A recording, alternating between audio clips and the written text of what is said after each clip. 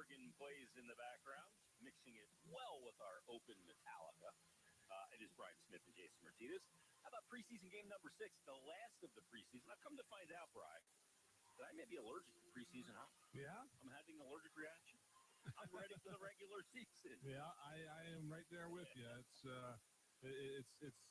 about that time. Fortunately for us, the Flyers roster gets cut down pretty early, and so it's at least the team that we get to watch, it's more or less what we're going to expect next week. Islanders still have 45 players in camp, so more really? of that. I think so, if I counted it up right from their last practice. So, it's overall, it's still a bit of a preseason look for them, but Flyers are taking one final look tonight at what they might be come next Thursday, a week from tonight in Columbus. Yeah, if you can believe that, the 23-24 season, we'll drop the puck on it coming up. We'll be doing pregame at this time in a week for the first real game of the season and all the twists and turns that come with 82 and everything that goes with it. Let's start on the blue line because, we thought we had a lineup tonight. It looks like Rasmus Ristolainen is not going to be in the lineup tonight, but Emil Andre is. Now, one of the great debates of this camp is about young guys and do they carry 8D? And I'm a little perplexed on it because if I get a young guy, I want him to play and play as much as he can. Not only in game, I want him playing a lot of minutes, but I also want him to be able to be in the lineup every night when there's a game. Yeah. But he's going to be in tonight, and he's going to play the left side along with Travis Sanheim, oddly enough. So that'll be a pairing to certainly highlight and keep an eye on. Yeah, absolutely. And then, if they do bring him up, they want to know who he can go with, who might work out well for him. Again, it's a bit of a conundrum. Does he develop at this point of his career? Does he develop better playing 15 minutes against NHL competition, or does he develop better playing 21 minutes in special teams against AHL competition? That's the question the Flyers have to answer. I personally don't know because I haven't really seen him play at the AHL level. He's had a good camp, but again, it's not really for the Flyers about coming out of the gate and winning 10 games in a row or anything like that. They are again developing players, and so they just got to figure out what the best option is for him, whether it's here or down there. And I'm sure that they'll be hashing that out here over the weekend. That's interesting that you say that because I had 3 when I did the opening shift today. I took the opening. But one of the 3 points I made in the opening shift was what camp is about. Number 1, it's about getting through as healthy as possible. That's preseason sports. Get out without any attrition. Right. Number 1, that's the number 1 priority. I'll skip number 2 for a second, and I'll go to number 3 because it's what you just talked about. It's finding combinations that work, chemistry and combinations. Finding D players. When you get to making out a lineup card, you go, okay, this guy can play with this guy because these skills create chemistry.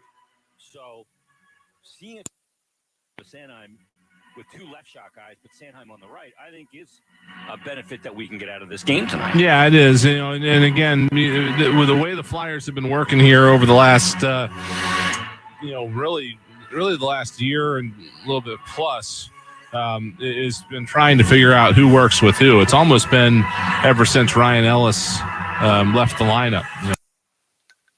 Years ago, they've been trying to figure out how their puzzle fits best together, who can play where and who can play with who. And again, now that Ivan Provorov has moved on,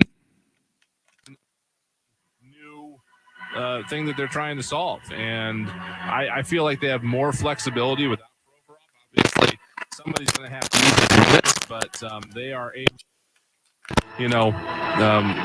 move guys around into that top left wing or left D spot that they couldn't do in the past. So definitely something to watch here as the season gets going. No question about it. The other element of those 3 that I talked about was in the same vein, finding out the arc of development of players. You kind of look at it a couple of ways. One, you look at it year to year. Yeah. This time last year, this player was here. They've moved to here. And then also, it's the arc of development of when we last saw the player before their offseason, they were here. This is what they accomplished in their summer. So you got to find out that information.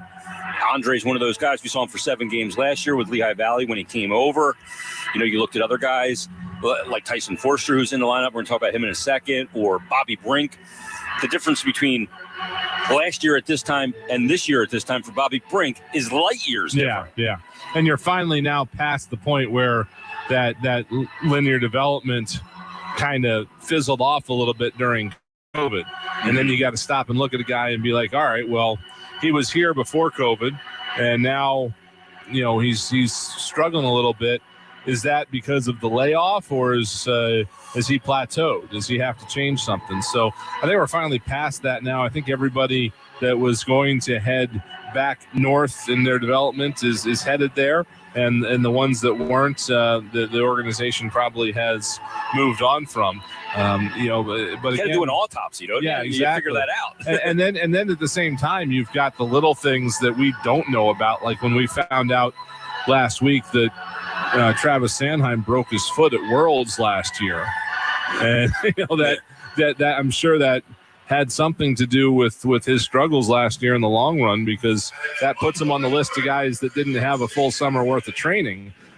So you also have to consider that as well. But that's in May too, isn't it? Yeah, I mean that was probably mid-May that he did that, and who knows how long he was out. So you have to consider that as well. And I think for the first time here since prior to COVID, the Flyers, knocking on a wood type substance here, have a group that's coming out of the summer healthy and getting through training camp healthy. And that I don't think we've been able to say that in quite some time.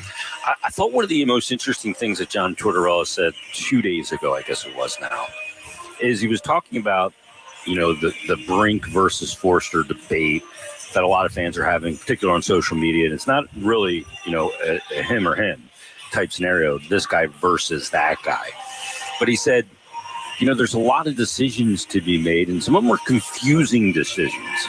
But confusing decisions are where you should be in year number 2. It means that guys are progressing. Yeah. And you have that weight of, is it a young player that's developing that you need to get in versus the veteran player that can help young players in other ways? It's like this.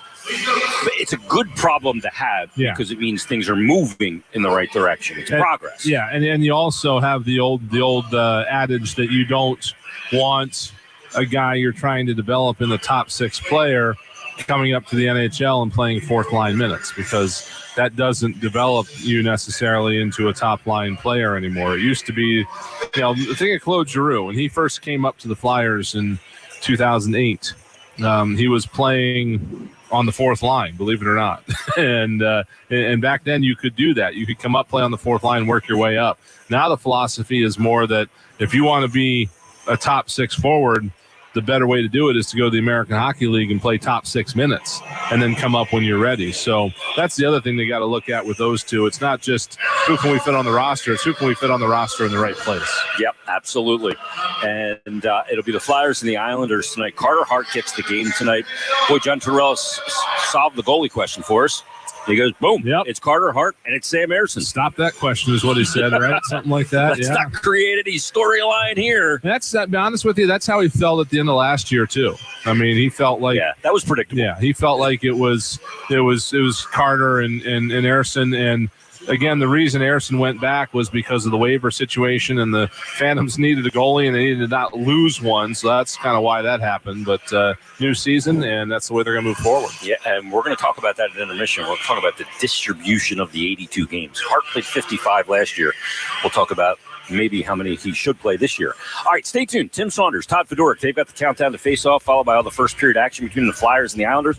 We put a wrap-up on the preseason tonight and countdown to the regular season. You've been listening to Flyers Game Day on the BetRivers.com Flyers Broadcast Network. You are listening to 97.5 The Fanatic.